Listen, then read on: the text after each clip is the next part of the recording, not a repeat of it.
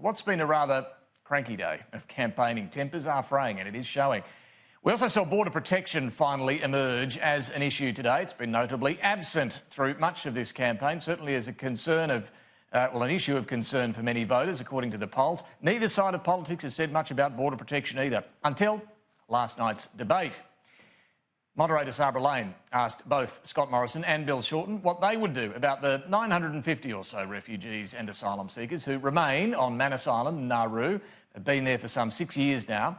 The Prime Minister made it clear, well, they could resettle in Nauru or Manus Island. They won't be coming here to Australia. That's if they're not accepted into the US under the deal that was negotiated by Malcolm Turnbull. Bill Shorten, however, indicated he would do more to settle them elsewhere. This morning, Tanya Plibersek expanded on this, suggesting Labor would be talking to New Zealand about taking up their offer to resettle 150 a year. They've said that already. And Labor would also try to convince the US to take more. We would continue to work with the United States in the hope that the United States would take the total number that they have offered and perhaps more. We'd work with New Zealand to accept their offer. It is beyond me why the government has not accepted their offer. Tanya Plibersek also referred to the Gillard government's efforts to resettle refugees in Malaysia back then. Bill Shorten did clarify this afternoon that's not something they're going to seek to revive. The point about it is, if we've got people who've been in indefinite detention really for 6 or 7 years, let's move them on. Let's find third-party countries, that's all. There's no arrangements to talk with Malaysia. We're not the government. But if you use the word New Zealand's been on the option on the table for 4 or 5 years. You've got to ask yourself why the government hasn't pursued it. But as for that New Zealand option, which Labor's been talking about for a while, Home Affairs Minister Peter Dutton has criticised it once again. He's long argued that there are a number of concerns here. It would create a backdoor for those who came by boat, spent 6 years or so at Manus Island and Nauru to then come to Australia via New Zealand, because we do have much easier access into Australia under visa arrangements with New Zealand. He also wonders whether all of the refugees could be resettled in New Zealand, given about 95 of them have been rejected by the US on security grounds. It'll be very interesting to see under a Shorten government whether or not Jacinda Ardern will take people with questionable backgrounds. Will the New Zealand government take people referred to them by the Australian government, and will they reject anyone? That may not necessarily help the chances of New Zealand ever taking those particular people, but clearly Peter Dutton is keen here to find a way to show that Labor can't manage borders, doesn't take this stuff seriously. He's also highlighted, as the Prime Minister did in last night's debate as well, that Bill Shorten has not said yet who his Home Affairs Minister would be.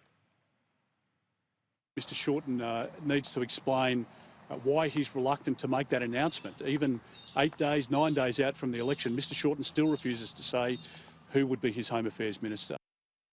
I've got plenty of people who can do the role. But I tell you what, I'm like the Liberal Party. I don't want to take my orders from Peter Dutton. What a joke this fellow is. He destroyed Malcolm Turnbull.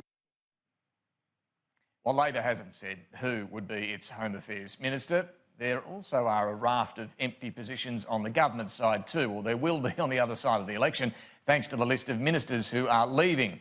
Then there are the ministers who've been missing in this campaign. Scott Morrison last night guaranteed that Melissa Price would remain his Environment Minister, even though she's been hidden away throughout this entire campaign, not even venturing onto local radio stations in her home state. The Prime Minister was pressed about this today and suggested, well, she was just too busy trying to hold her seat to talk to the media. She has one of the biggest electorates in the country. It's an enormous electorate, the electorate of Durack, and she doesn't take that for granted, and my ministers don't take their electorates for granted either. And that's where they're busily campaigning, where they're in those positions, and that's what they should be doing. I don't need people to prop me up at press conferences. Bill Shorten seems to need that because he doesn't know the detail of his own policies. Well, it's been called the one-man band, the presidential campaign of Scott Morrison. You very rarely see some of his senior ministers with him at all, and that's, I guess, his explanation as to why he doesn't need them propping him up.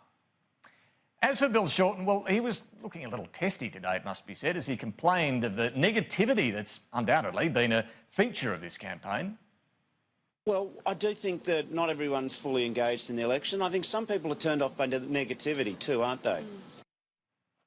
And it's true, much of this campaign has been about Labor's big tax plans. The government's been attacking them from the start. But is it just the coalition that's been going negative? Well, of course not. They don't offer any plan for the future of Australia. They just want to give their corporate tax cuts back on the table with old mate Clive. They want to give $77 billion away to the top tier of tax earners. Just how much power will Clive Palmer, the unnamed minister at the Morrison cabinet table, actually have? So plenty of negative attacks there. Just to take those one by one there, the $77 billion in tax cuts for high-income earners, well, it could be. The government still won't say what that number is. Clive Palmer, well, whatever you think, we know he's not going to be in any ministry. And as for whether the government will return to the big business tax cuts that it spent so much of the last 3 years arguing for, well, Scott Morrison gave this guarantee today. I can absolutely rule that out. So absolutely 100% rule out that we will not be increasing or reducing taxes for businesses of more than $50 million in the next term of Parliament. Yes, there was a double negative in there, but I think we get the message, a pretty firm guarantee from Scott Morrison that this is not something in the next term at least they will come back to, that big business tax cut. As I remarked last time, he gave a similar sort of guarantee. Disappointing, yes, for the big business community, but hardly surprising.